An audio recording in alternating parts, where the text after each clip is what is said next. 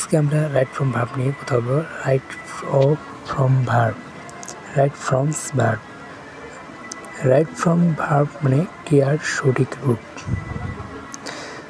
এটা অনেকেরই সমস্যা, এটার সমস্যা দূর করার জন্য আমি আজকের ক্লাস করেছি। সমস্যা করুন। রাইট ফ্রম ভার্ব মানে হচ্ছে ক্রিয়ার সঠিক রূপ। ভার্বকে বলা হয় সেন্টেন্সের হার্টবিট বা হৃদস্পন্দন, তাই একে গুরুত্বপূর্ণ রাইট ফ্রম ভার্ব মানে হচ্ছে। তাই সবসময় ভার্বের স্পেন্ডে ভার্বকে হচ্ছে রাইট ফ্রম ভার্ব বলা হয়। রাইট ফ্রম ভার্ব কি তোমরা কি জানো? রাইট ফ্রম ভার্ব কি?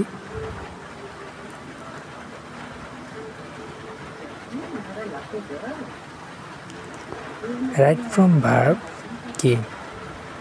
রাইট ফ্রম ভার্ব বলতে হচ্ছে ভার্বের সঠিক রূপ ফর্মকে বোঝায়। ভার্ব এর সঠিক ফর্ম কয়টি তা কি তোমরা জানো? জানলে কমেন্টে জানিয়ে। আমরা জানি রাইট ফ্রম ভার্বের 6টি, অনেকে দিয়েছে 6টি। এটি হচ্ছে রাইট ফ্রম ভার্ব হচ্ছে 6টি। যেমন গো দিয়ে ব্যাপারটাকে সহজ করে যেতে পারে, গো দিয়ে। তাহলে আমি দেখে নিই, যাক গো এর সবগুলো ফর্ম হতে পারে।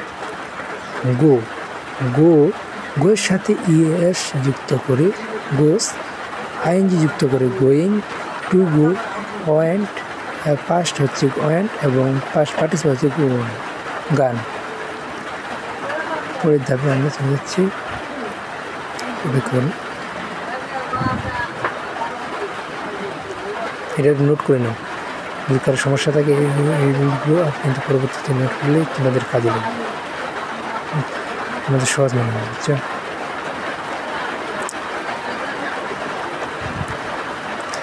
যারা এই চ্যানেলটি সাবস্ক্রাইব এখন করোনি অবশ্যই সাবস্ক্রাইব করে দেবেন,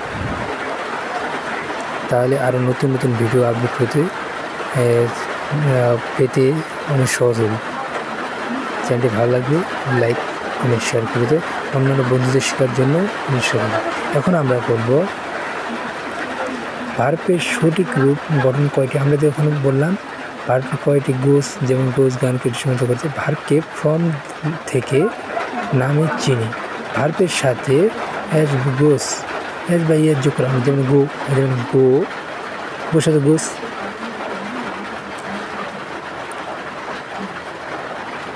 ভার্বের সাথে আইএনজি থেকে পাস্ট পার্টিসিপল জিরান বলা হয়। ভার্বের সাথে কি? ভার্বের সাথে গো, যেমন গো টু। ভার্বের গো টু যাকে হচ্ছে ইনফিনিটিভ বলা হয়। তারপর আমরা হচ্ছে 5 নম্বর বলবো, ভার্বের পাস্ট পার্টিসিপল মানে ভি2 নামে চিনি। ভি2 নাম কি? ভি2 হচ্ছে গোয়ের ভি2 হচ্ছে কি? গোয়ের ভি2 হচ্ছে ওয়েন্ট। এটা হচ্ছে পাস্ট পার্টিসিপল ওয়েন্ট।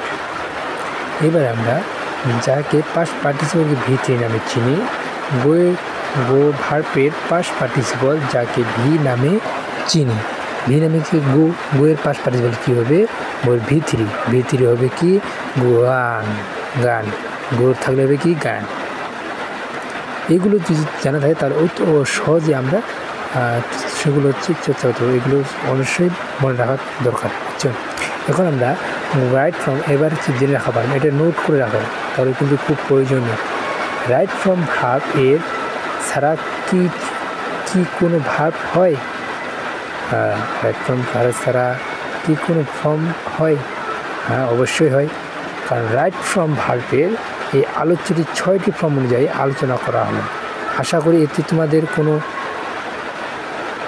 প্রশ্ন থাকলে বলতে পারো কমেন্টে, আমি পরবর্তী তোমাদের জানিয়ে দেবো। এখন আমি বলতে পারবো না কারণ। আচ্ছা, যখন ভার্বের বেসিক ফর্ম V1 হয় তখন আমরা এটা করবো V1 রুল। এগুলো কিন্তু লিখে রাখবে, খাতা কলম অবশ্যই সাথে নিয়ে থাকবে। সকল মোডাল ভার্বে অ্যাক্টিভ ভয়েসে ভার্বের বেসিক ফর্ম হবে।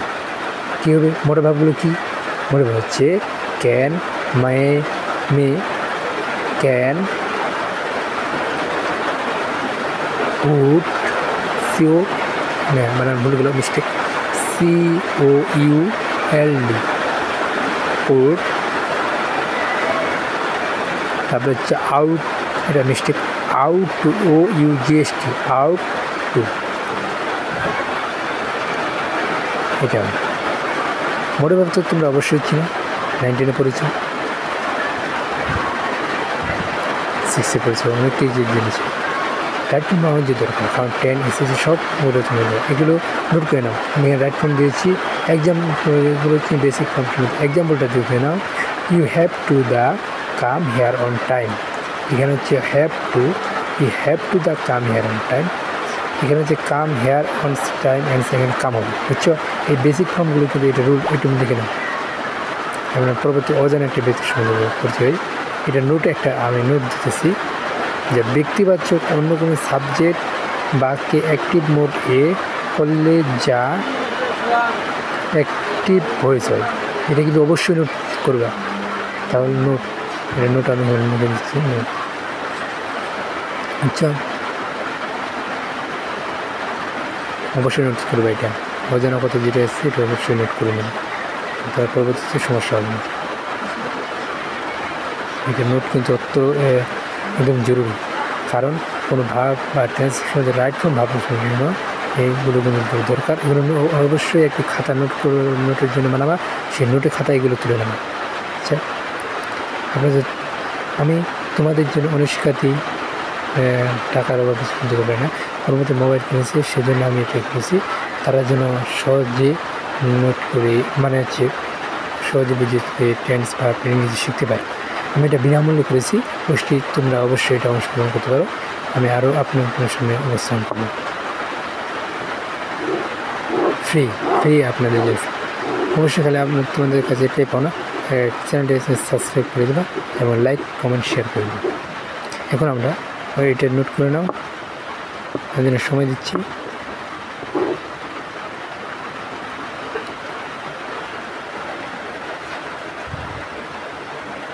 এবং এটা আমরা রেখে দিয়ে দিলাম, আমরা দ্বিতীয় রুলে যাই।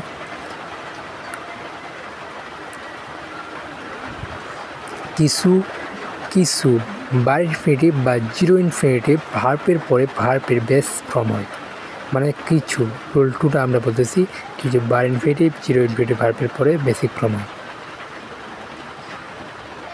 বেসিক ফর্ম কি জানো? মেক, মানে হচ্ছে বার ইনফিনিটিভ বা জিরো ইনফিনিটিভের বেসিক ফর্ম কি জানো? মেক, মোড, মেড, মেকের ওই পাস্ট, বুঝছো? মেড। এরপর আমরা এক্সাম্পল দেখতে দিই, এখানে যে she made me the so sad, মানে সে made me, she made me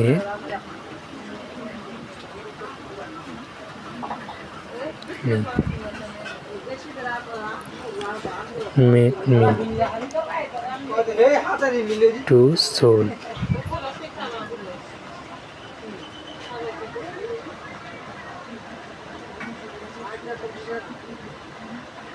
to soul, Sam,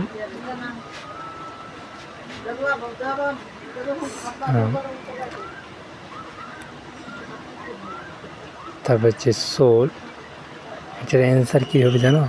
সোলভ। আমি লিখে দিচ্ছি সোল, SOLV, সোল।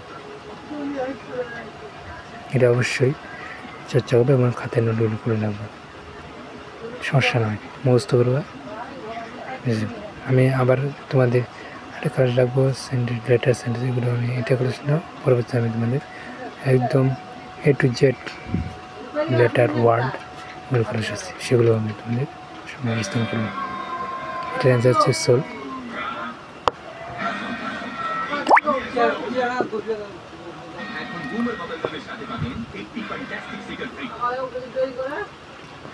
এখানে হচ্ছে soul, the made me the soul the sum, that was the man running away query.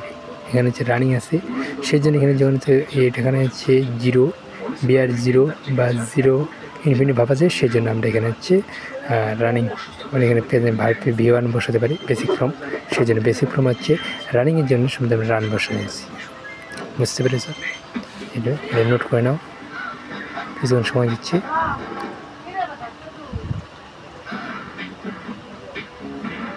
আর পরবর্তী চলে যাচ্ছি। এখন আমরা এখানে লেটের কিছু বিষয় নিয়ে উপস্থাপন করব। Let me tell you the story. এর অ্যান্সার আছে টেল। কেন হবে জানো? এখানে আমি একটা নোট দিয়ে দিয়েছি। নোটটা কি দেখতে পাচ্ছ? এটা অজানা কথা দেখতে পাচ্ছ বলে দেখতে পাচ্ছ। লেট মি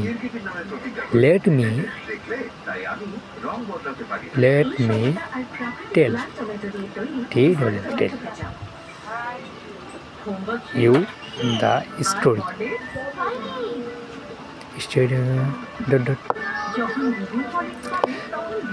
এখানে আমরা এখন অজানা কথা দেব। ইনফিনিটিভ মানে এখানে হচ্ছে টু প্লাস V1। এখানে যে টু কথার বসার কথা ছিল, কিন্তু টু এখানে না বসে কিন্তু এখানে টেল খালি বসেছে। সেজন্য এখানে একটা রুল আমি নোট দিয়ে দিচ্ছি। ইনফিনিটিভ মানে টু V1, কিন্তু অথচ বিআর বা জিরো ইনফিনিটিভ টু হয় V1, কিন্তু অথচ ইনফিনিটিভ কী হয় V1।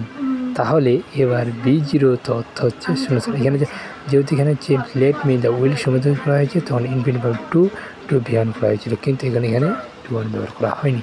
কারণ এখানে কী হয়েছিল, এখানে ব্যক্তিকে বোঝানো করা হয়েছিল, সেই জন্য এখানে টু ব্যবহার করা হয়নি, সেটাই এখানে বোঝানো হয়েছে।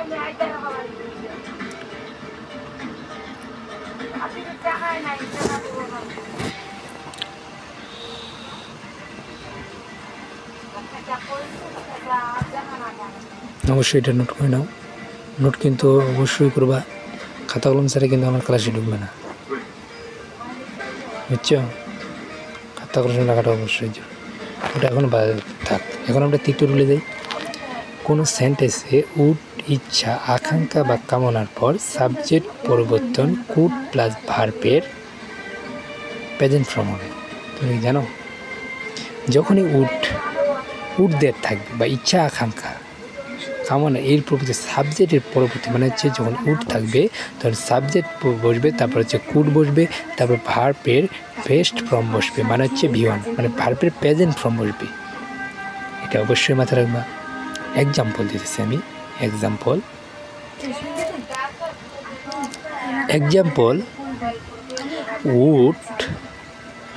Would that. এখানে উড দ্যাট নিয়ে আমরা কথা বলতেছি, সেই জন্য উড দ্যাট থাকলে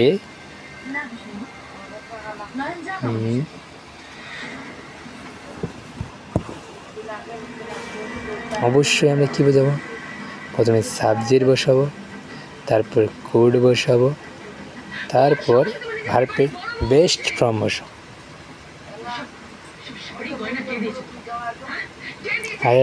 আই বাই আছে, সেই জন্য আমরা এখানে আই কুড বাই, এখানে বাই হচ্ছে বেস্ট ফর্ম, সেই জন্য এখানে বাই বসে যাবে। বুঝতে পেরেছ? সবাই বুঝতে পেরেছ? এর মধ্যে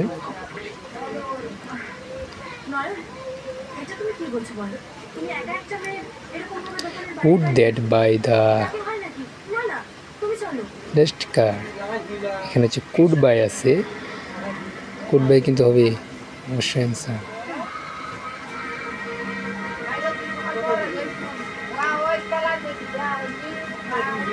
এখানে আমি দ্বিতীয় example, would you fly in the blue sky. মানে বানাটা দেওয়া আছে, আমি যদি নীল আকাশে উড়ে বেড়াতে পারতাম। I fly dot dot. I fly যখন আছে আমরা তখন আই কুড ফ্লাই।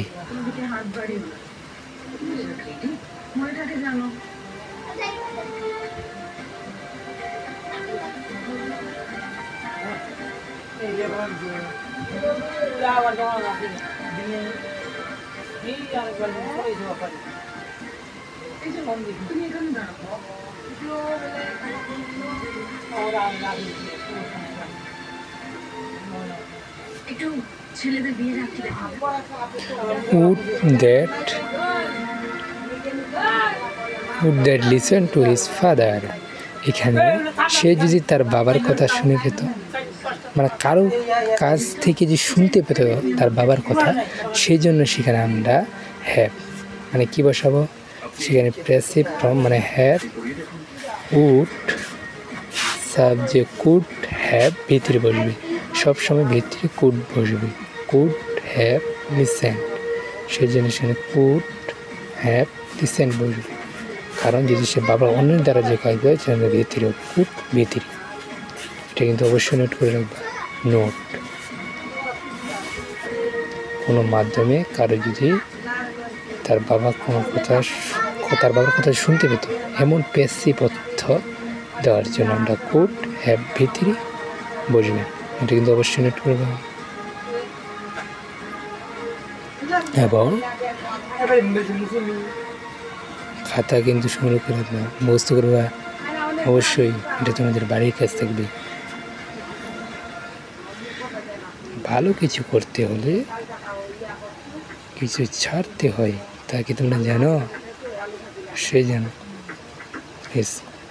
কথা না বলে কলেজে আমরা 4 নম্বর চলে যাই। সেন্টেন্সে যদি সমান্ত করে so that order that so that থাকলে পরবর্তী সেন্টেন্সের সাবজেক্ট ক্যান কুড মে মাইট ভার্বের প্রেজেন্ট ফর্ম হবে। অবশ্যই so that, in order that, আমি এখন লিখে দিচ্ছি সো দ্যাট, লিখে দিচ্ছি।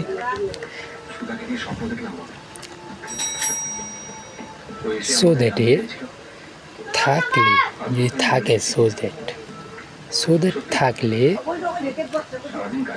আমরা কি বসাবো বলে দিই? আমি তো এখনই বলে দিলাম।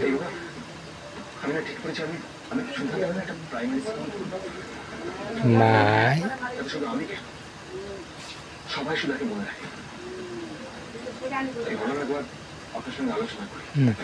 Mistake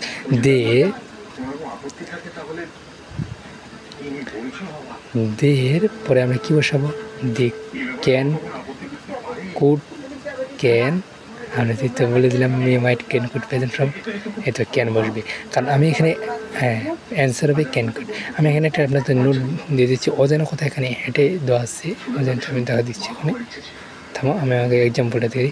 they work hard so that they get the hands benefit. তারপরে সো ওয়ার্ক হার্ড, এগুলো যদি তোমরা নিজেই করে নাও, তোমাদের বুঝিয়ে দেবে। এখন হেঁটে দিয়ে দিচ্ছি কোথায় ক্যান বসবে, কখন মাই বসবে, কখন মাইট বসবে, কুড বসবে, তা এখানে আমি দিয়ে দিচ্ছি।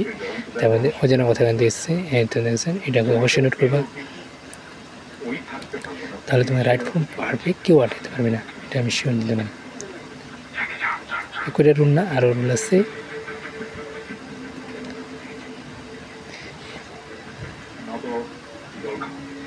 ক্যান মে মাইট কুড কোথায় বসবে, বুঝছো? আমি মানে ডিসক্রিপশনে লিখে মানে স্ক্রিনে লিখেছি ক্যান মে কুড মাইট কোথায় বসবে, তা এখানে নোট আমি অজানা একটা কথা লিখে দিচ্ছি, লেখা দেওয়া আছে বসবে, বুঝছো? তা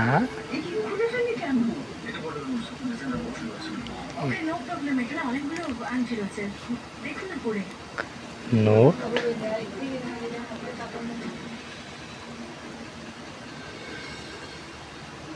নোট হিসেবে লেখো, নোট হিসেবে লেখো, বুঝছো? প্রথম বাক্য এখানে যে অজানা কথা ধরেছি, প্রথম বাক্যটি যে প্রেজেন্ট ফিউচার শুনতে হয় তোমার নিশ্চয়ই অবশ্যই লিখবে। কিন্তু এখানে মে মানে কি সম্ভাবনা অর্থ, মাইট মানে অবশ্যই ঘটবে বা নিশ্চয়ই ঘটবে, এটা অবশ্যই কিন্তু তোমাদের নোট করে নেওয়া দরকার। নোট করে নাও, এটা অবশ্যই মনে রাখবি। কোথায় ক্যান বসবে, কখন কুড বসবে, ক্যান বি বসবে, কুড বসবে, মাইট বসবে, অবশ্যই নোট করবে। এই নোট করে নাও, নোট করবে, নোট করে খাতায় তুলে রাখবে, নোট করে, হ্যাঁ নোট করে নাও, অবশ্যই নোট করে নাও, নোট করে নাও।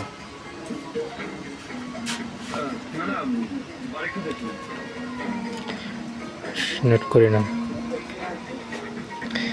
আমরা পরবর্তী চলে যাই। 5 নম্বর হচ্ছে টেন্স অনুযায়ী একজনের ভার্ব ডু, ডাজ, ডিড ব্যবহৃত হলে ইন্টারগেটিভ এবং নেগেটিভ করার সময় ডু, ডাজ এর পর ভার্বের প্রেজেন্ট ফর্ম হবে। অবশ্যই কিন্তু প্রেজেন্ট ফর্ম হবে যখন ডু, ডাজ দেব। এটা নোট করে নাও। আমি এখন পরবর্তী পৃষ্ঠায় চলে যাচ্ছি।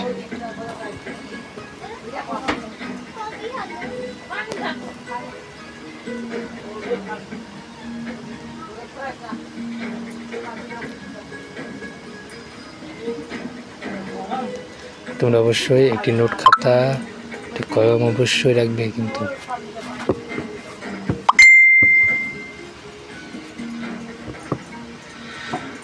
এখানে আমরা ফর এক্সাম্পল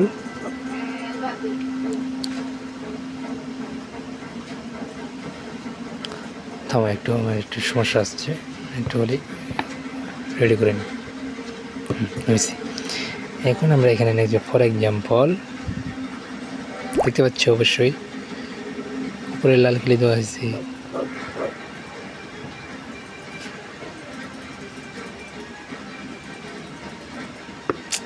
সমস্যা হচ্ছে, থামো থামো একটু একটু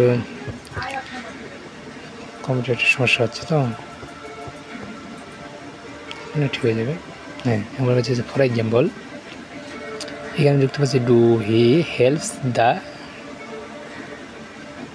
time man, do he helps the time man অবশ্যই দেখতে পাচ্ছ। এটা হচ্ছে হেল্প, মানে যখনই ডু ডাল থাকবে তখনই প্রেজেন্ট ফর্ম হবে। Do, does, did, did, does, did থাকলে আমরা অবশ্যই ভি1 বসাবো। ভি1 মানে যে ভি প্রেজেন্ট, প্রেজেন্ট বুঝছো, অবশ্যই অবশ্যই।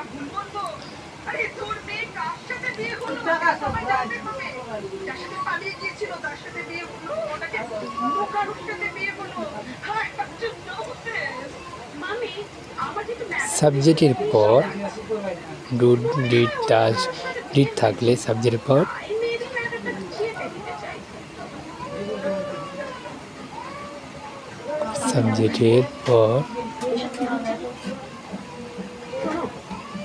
ভি1 বসবে। আমি তো বললাম ভি1 বসবে, বসবে বা বসে। প্রথম ফেজে আমি ওখানে এক্সাম্পল দেওয়া আছে, does he the helps the time man, he answer the helps, answer কি হেল্পস, এটা অবশ্যই নোট করে।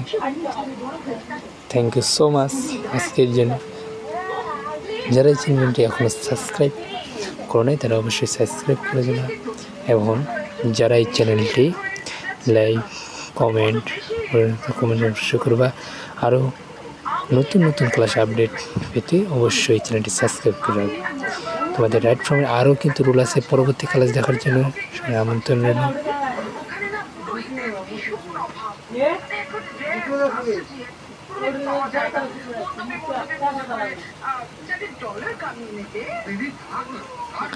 তারা অবশ্যই চ্যানেলটি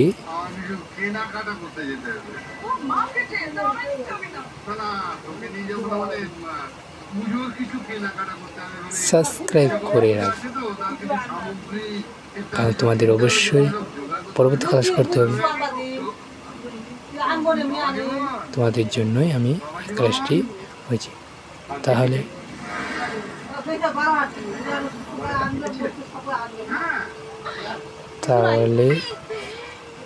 আরো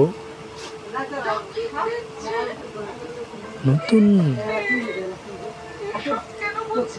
ক্লাস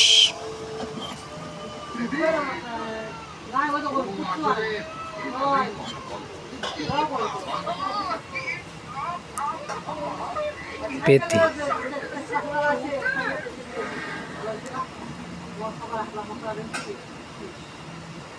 সমস্যা অবশ্যই সমস্যা হবে না। যদি চ্যানেলটি সাবস্ক্রাইব করে রাখো তাহলে তোমাদের কোনো সমস্যা হবে না। তারপর থ্যাংক ইউ সো মাচ, আমি তোমাদের স্ক্রিনে লিখে দিচ্ছি thank you so much, so much, MUCS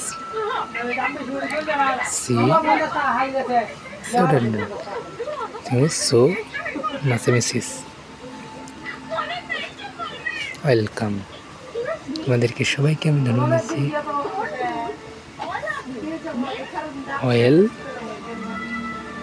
welcome, COME, welcome. ধন্যবাদ সবাইকে।